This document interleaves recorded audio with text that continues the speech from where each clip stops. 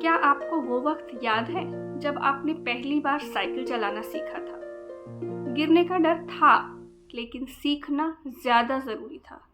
क्या उस वक्त किसी ने आपसे कहा था कि गिर गए तो ज़िंदगी ख़त्म, सब बर्बाद? नहीं ना। बस वैसी ही आपकी बोर्ड की परीक्षा भी है, जहाँ पे सीखना ज़रूरी है।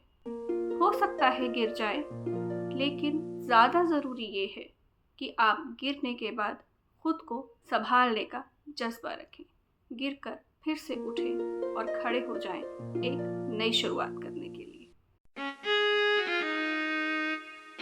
नमस्कार दोस्तों, मैं डॉक्टर ज्योति स्वागत करती हूँ आपका अपने YouTube चैनल नवरस हिंदी कहानियाँ में। और मेरी आज की कहानी का शीर्षक है बोर्ड एग्ज़ाम ज़िंदगी का एक हिस्सा है, पूरी ज़िंदगी नहीं। और इससे पहले कि मैं शुरुआत करूं आज की कहानी की, अगर मेरे कहानियां बनाने, गढ़ने और आपके साथ साझा करने का प्रयास आपको पसंद आ रहा है, तो कृपया मेरे इस चैनल को सब्सक्राइब कीजिए, शेयर कीजिए और लाइक कीजिए, जिससे कि मैं नित नई कहानियां लेकर आपके सामने लगातार आती रहूं। तो देर किस बात की है, चलिए शुरू करते हैं आज की कहानी। ये कहानी है सिया की। कुछ ही दिनों में सिया की बोर्ड की परीक्षाएं शुरू होने वाली थी और सिया दिन रात परीक्षा की तैयारी में जुटी हुई थी। न उसे दिन का पता लगता था, न रात के ढलने का। घर का माहौल भी इतना तनावग्रस्त और इतना चिंताग्रस्त था, लगता था जैसे घर न होकर कोई युद्ध का मैदान हो। सिया के माता पिता को दिन रात बस यही चिंता खा रही थी कि उनकी बेटी की परीक्षाएं बहुत अच्छे तरीके से हो जाएं और उसे शानदार अंक प्राप्त हों। और इसी चिंता की वजह से उसकी माँ कभी अपने ऑफिस से सिया को फ़ोन करके उसकी पढ़ाई के बारे में पूछती, तो कभी घर में आते जाते उससे लगातार पूछती रहती कि सिया, तुम्हारी पढ़ाई तो ठीक चल रही है ना? और इस मामले में उसके पापा भी कहाँ पीछे थे। वो भी जब तब मौका मिलता सिया से ज़रूर पूछा करते कि सिया बेटा, पढ़ाई कैसी चल रही है? आपकी परीक्षा की तैयारी आप ठीक से कर रहे हो ना? इतना ही नहीं, सिया के मम्मी पापा के अलावा सिया के रिश्तेदारों को भी सिया की बोर्ड परीक्षा की बहुत चिंता थी। अक्सर रिश्तेदारों के फ़ोन आते और बातचीत का केवल एक ही विषय होता, सिया की बोर्ड परीक्षा और उसकी तैयारी।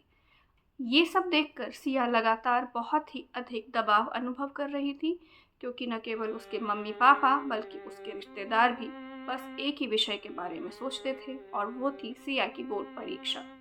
एक दिन सिया यूं ही चिंता में डूबी बैठी थी। किताबों में देख तो रही थी, लेकिन पढ़ नहीं रही थी। ठीक इसी समय सिया के दादाजी ने सिया से पूछा कि सिया बेटा, आज तुम इतनी परेशान क्यों लग रही हो? भला क्या बात है? तो इस पर सिया ने गहरी सांस भरते हुए अपने दादाजी से कहा कि दादाजी, मैं आजकल इतनी परेशान इसलिए हूँ क्योंकि घर में न केवल मम्मी पापा बल्कि हमारे रिश्तेदारों को भी केवल यही चिंता सता रही है कि मेरी बोर्ड की परीक्षाएं कैसी होंगी।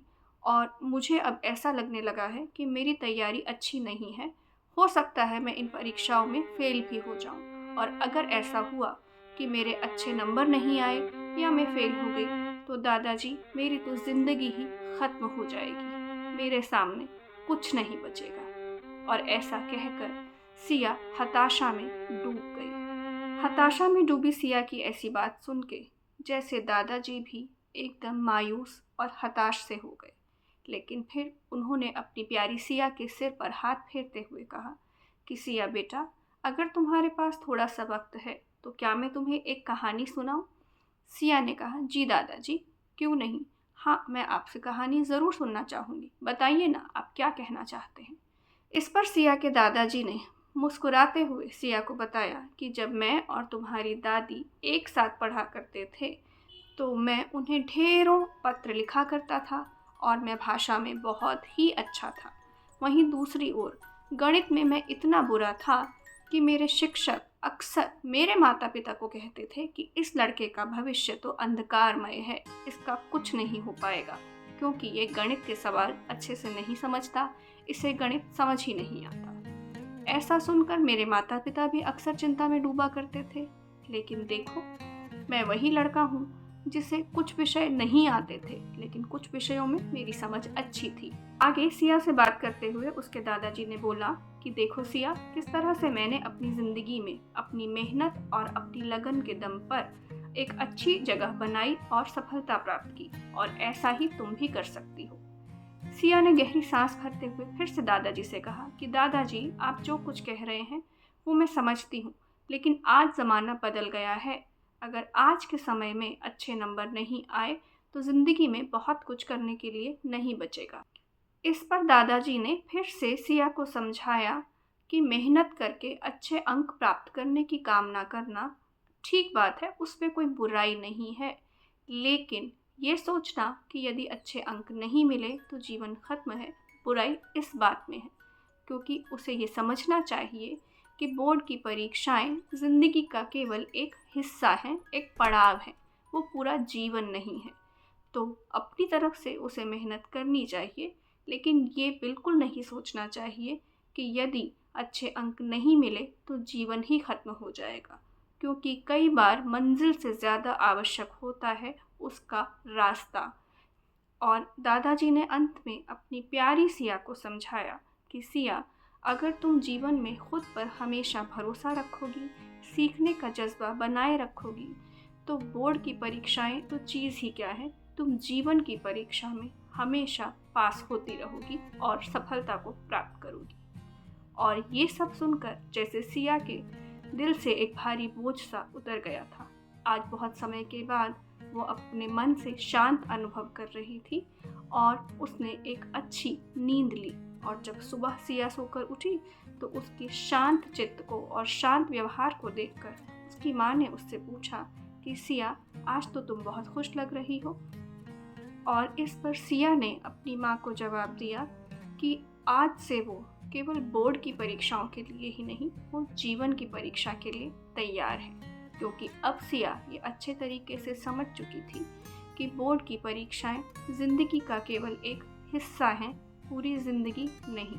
और ज़िंदगी में बोर्ड की परीक्षाओं के अलावा भी बहुत सी खुशियाँ छिपी हैं, जिन्हें जीना और अपने परिवार के साथ उनका आनंद उठाना सिया के लिए अभी बाकी था। जो बच्चे इस बार बोर्ड की परीक्षाएं दे रहे हैं, मैं उनसे यह बात कहना चाहती हूँ कि बोर्ड की परीक्षाएं आवश्यक हैं, आप मेहनत कीजिए, लेकिन इस डर से नहीं कि अगर आपके नंबर कम आए या आपके मन मुताबिक नहीं आए तो जीवन में आप असफल हो जाएंगे या कुछ करने के लिए ही नहीं बचेगा। ऐसा बिल्कुल नहीं है। दरअसल सबसे ज़्यादा ज़रूरी ये है कि आप खुद पर भरोसा रखें और सीखने का जज्बा बनाए रखें। यदि आप ऐसा करेंगे तो आप सफलता को और सफलता आपको एक ना एक दिन ज़रूर ढूंढ ही लेगी। आशा करती हूँ कि मेरी इस आम सी कहानी की ख़ास बातें आपको ज़रूर पसंद आई होंगी। कृपया लाइक, शेयर और सब्सक्राइब करके मेरा प्रोत्साहन बढ़ाइए, मेरा साथ दीजिए। अगली कहानी के साथ आपसे जल्द ही मुलाकात होगी। तब तक अपना ख्याल रखिए और अपनों का ख्याल रखिए। धन्यवाद।